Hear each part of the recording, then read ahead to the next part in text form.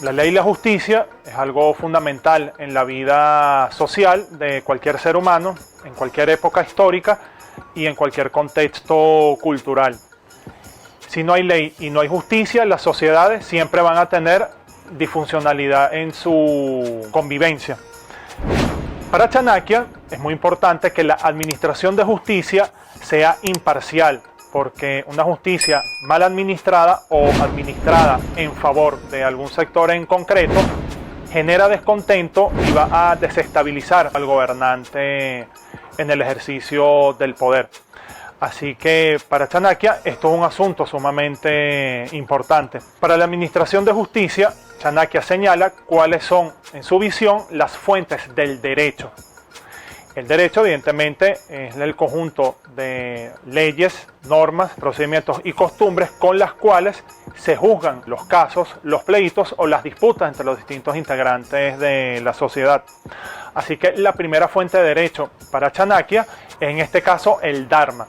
Recuerden que el Dharma es uno de los 4 estados de la vida en la visión de la cultura india, y en este caso el Dharma es relacionado con la verdad. Si no hay verdad, es difícil que haya justicia. En segunda instancia, de la fuente del derecho se tiene la evidencia.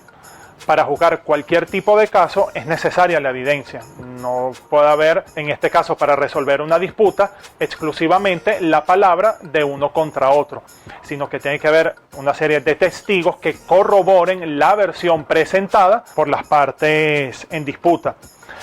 Para juzgar o sentenciar los casos o las disputas legales o jurídicas, se tiene como fuente del derecho la costumbre o el conjunto de costumbres, en este caso los edictos, que pueden ser leyes bien emitidos por el gobernante en ejercicio o por gobernantes anteriores, y de quienes ejecutan o administran la justicia, juzgan los casos y emiten las sentencias, son fundamentalmente funcionarios como jueces y magistrados.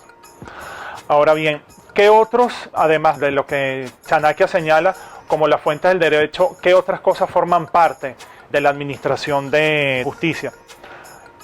Por supuesto que lo primero es la evidencia.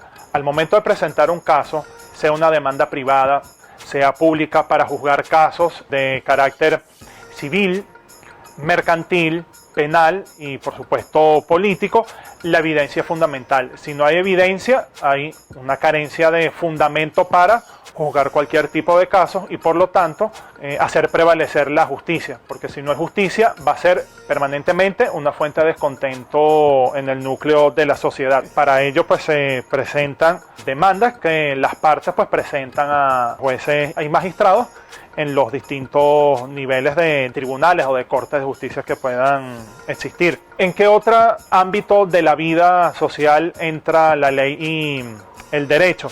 Por supuesto, en la regulación de la vida matrimonial. El matrimonio ha sido históricamente la institución más importante que forma parte de la familia, que es el núcleo fundamental de cualquier sociedad.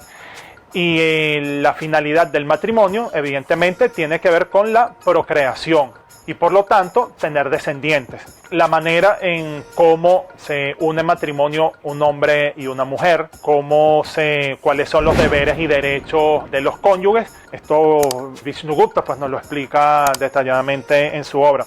También lo que tiene que ver con la herencia, por lo tanto la vida familiar, es muy importante en la vida de cualquier sociedad, que tiene derecho a heredar los descendientes u otros integrantes del núcleo familiar. Es por supuesto siempre fuente de disputas entre los integrantes de una familia. Ya en lo relacionado pues con el ámbito privado, lo que tiene que ver con los préstamos monetarios o de otra naturaleza, con las firmas de contratos, derechos de propiedad, también son materias que entran dentro de la ley y la justicia. También en lo atinente a las relaciones laborales o de trabajo, también entran dentro de las consideraciones de Chanakya en su tratado.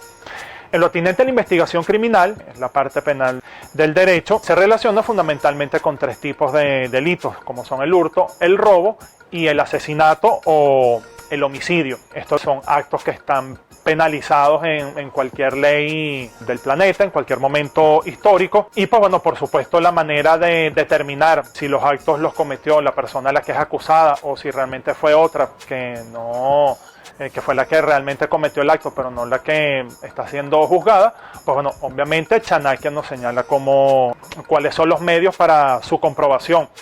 De igual manera, las torturas a las que pueden ser eventualmente sometidos las personas que están siendo interrogadas para obtener su confesión. De hecho, las torturas que recomienda para la obtención de testimonios no implica llegar a perjudicar de manera excesiva las personas en las que se aspira a obtener testimonio.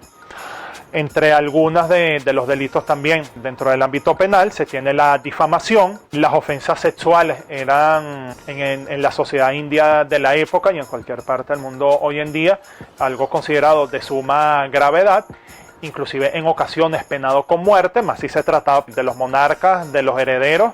Y pues bueno, dependiendo del varna de quien cometiese el delito o de quien fuese víctima de la falta, podría variar el tipo de castigo que se aplicaba. También dedica partes de esta sección a lo que tiene que ver a las prisiones, al encierro y al bienestar de los prisioneros. Chanakya no considera pues que un preso es un desecho humano encerrado en un sitio con barrotes, sino que pues bueno, son personas que pueden redimirse.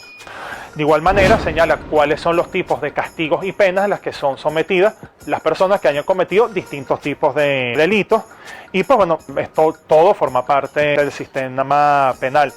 Por supuesto, las penas más duras eran la pena de muerte, en algunos casos más cruel que otras. En algunos casos la pena de muerte podría ser el empalamiento, en otros podría ser aplastado o pisado por un elefante, podía ser ejecutado en horca o ejecutado lanzando flechas. Podría ser también, en este caso, la mutilación de algunos miembros corporales, fuera de dedos o de brazos, dependiendo del tipo de delito, pero uno de los más comunes para evitar pagar las penas más duras o las más blandas era fundamentalmente el pago de multas.